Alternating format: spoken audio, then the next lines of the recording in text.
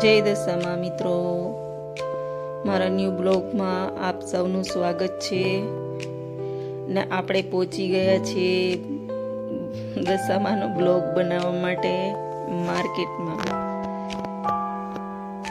આ વ્રત રહેનાર દરેક વ્યક્તિ મૂર્તિ લેવા જાય છે. જો સરસ મજાની ખરીદી કરે છે, જોઈ શકો છો કેવી સરસ મૂર્તિ. ઓહો, મારા થડે સવાર થઈને નીકળ્યો, મારા ઘરે જ આવવાની છે.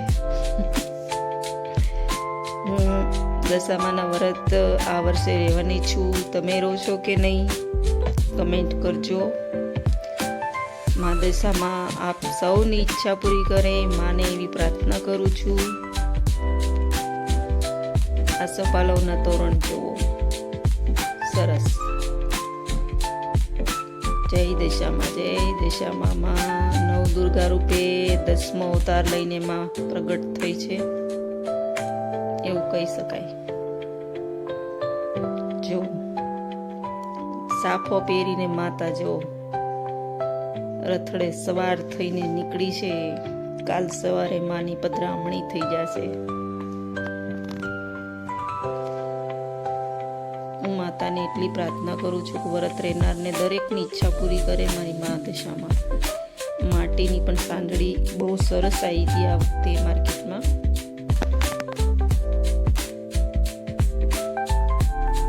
બહુ ભીડ હતી. વેફર પણ કેટલા ઢગલા મોઢે મળે છે. જુઓ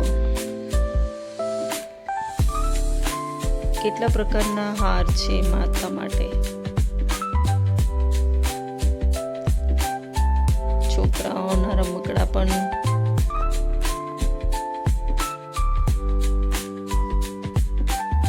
સરસ મજાની બંગડી પણ મળતી હતી.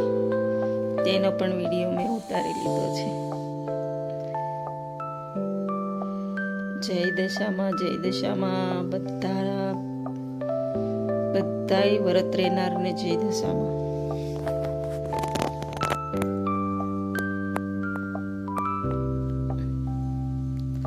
મા દશામાં હવની ઈચ્છા પૂરી કરે એવી માતાને પ્રાર્થના કરવી છે. દશામાના વ્રત રહેતા કષ્ટી બહુ પડે છે, પણ માં હવની ઈચ્છા પૂરી કરે.